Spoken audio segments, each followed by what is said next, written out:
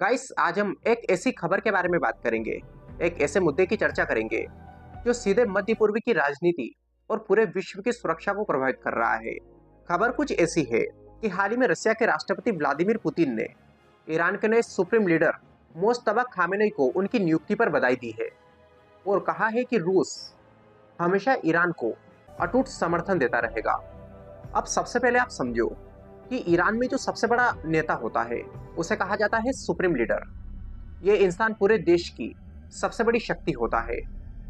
राष्ट्रपति, संसद या सेना ये सब इससे नीचे होते हैं।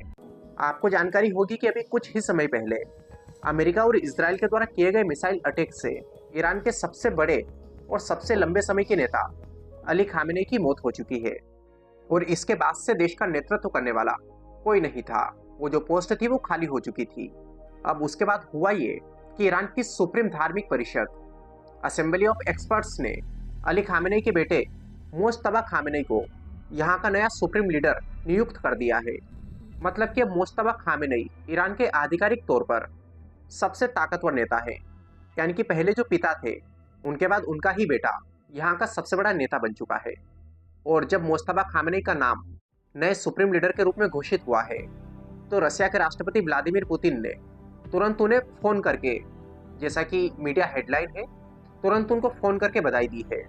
पुतिन ने कहा है कि मैं ईरान के प्रति अटूट समर्थन और तेहरान के साथ सॉलिडेरिटी रखना चाहता हूँ। यानी कि सीधे सीधे इसका मतलब ये है कि रशिया ईरान का समर्थन करता है और हमेशा करता रहेगा, चाहे फिर दुनिया में कितनी भी मुश्किलें क्यों ना हो। गाइस, इस टॉपिक को समझने के लिए सबसे जरूरी ये है कि हम ये समझे कि रूस और ईरान का रिश्ता सिर्फ बधाई का नहीं है, ये इससे कहीं आगे का है। आज से सालों पहले भी ईरान और रूस कई क्षेत्रों में साथ काम कर चुके हैं, चाहे वो आर्थिक साझेदारी हो या फिर सैन्य सहयोग हो। कुछ समय पहले रशिया और ईरान के बीच एक स्ट्रेटेजिक पार्टनरशिप समझौता भी किया गया था ताकि दोनों देश मिलकर अपने आर्थिक और सैन्य रिश्तों को मजबूत कर सके। अब पुतिन ने कहा है कि हम कल भी ईरान के साथ थे, आज भी हैं और हमेशा रहेंगे।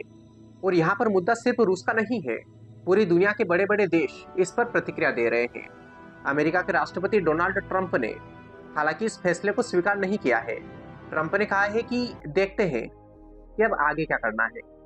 उन्होंने इस फैसले को अस्वीकृति दी है और कहा है कि अब देखना पड़ेगा कि आगे क्या होता है। यानी कि ये इंसान शांत नहीं है।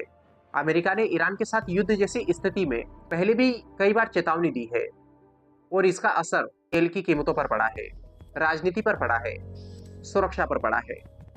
अब एक तरफ तो रूस बोल रहा है कि हम ईरान के साथ हैं, दूसरी तरफ अमेरिका और इजराइल बोल रहे हैं कि हम मानते ही नहीं कि तुम्हारा नेता सही है और इससे दुनिया में भारी संघर्ष की स्थिति बन रही है।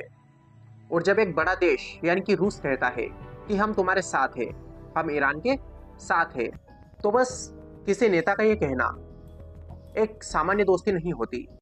इसका मतलब ये नहीं होता है कि हम सिर्फ दोस्त हैं।